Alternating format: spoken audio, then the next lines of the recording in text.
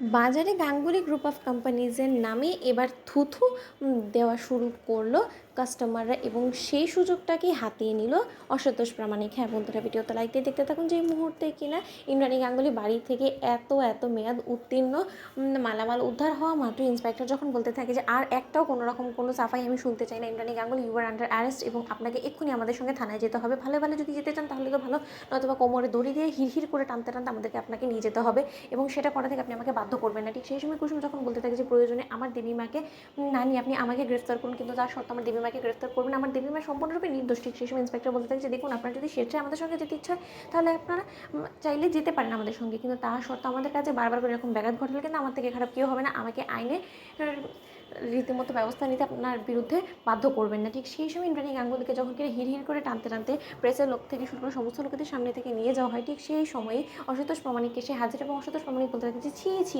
ইন্দ্রাণী গাঙ্গুলি ছি, সেটা কিনা এরকম একটা অসৎ পথ অবলম্বন করতে হলো নিজের কোম্পানির নাম ধরে রাখার জন্য। তোমার কোম্পানির নাম নাকি অনেক বেশি উঁচুতে আছে, এবং তোমার কোম্পানিকে কেউ নাকি টেক্কা দিতে পারবে না, এত বছর যাবত এটাই শুনে এসেছি, তুমি সেই স্লোগানই তো দিয়ে গিয়েছো। এখন কিনা শেষে শুনতে পেলাম যে তুমি গ্রাহকদের সঙ্গে প্রতারণা করেছো, তাদের কাছ থেকে এত টাকা হাতিয়ে নিয়ে তাদেরকে নকল পণ্য তুমি সরবরাহ করে এসেছো, এবং সেই সমস্ত নকল পণ্য নাকি তোমার বাড়ি থেকেই উদ্ধার হয়েছে। ছি ইন্দ্রাণী গাঙ্গুলি, একটু তো সাবধানতা অবলম্বন করা উচিত ছিল, যাতে করে কিনা তুমি চুরি এমন করে করতে যাতে করে কিনা কারো কাছে ধরা না পড়তে, তাহলে না আমরা মানতাম। বলো তো, তুমি এত চালাক সাজার চেষ্টা করো। আপনারা জানেন প্রেসের লোকেদেরকে আমি একটা স্পেশাল আপনাদেরকে একটা হিন্ট দিই, আমি অনেক বছর যাবতই এই সমস্ত কিছু তার প্রতারণা সম্পর্কে আমি জানতে পেরেছি, কিন্তু আমি বারবার করে সমস্ত লোকেদের সামনে বলা সত্ত্বেও ওই ইন্দ্রাণী গাঙ্গুলি বারবার করেই নিজের প্রভাব খাটিয়ে আমার বিষয়গুলোকে ধামাচাপা দিয়ে দিত, এবং তার জন্য ইন্দ্রাণী গাঙ্গুলি আমার মুখ বন্ধ করার জন্য আমাকে জেলে অবধি পচিয়ে মারার প্ল্যান করেছিল, কিন্তু ওই দুর্ভাগ্যবশত তার ভাগ্য তার সঙ্গে সায় দেয়নি, এবং আমি আবারও বেরিয়ে আসি আমার ভাগ্যর জোরে। এবং আমি আপনাদেরকে একটা কথা বলছি, এই ইন্দ্রাণী গাঙ্গুলিকে কোনো মতেই আপনারা এত সহজে ক্ষমা করবেন না। এই ইন্দ্রাণী গাঙ্গুলি লোকে সেই ইন্দ্রাণী গাঙ্গুলি যে কিনা প্রতিনিয়ত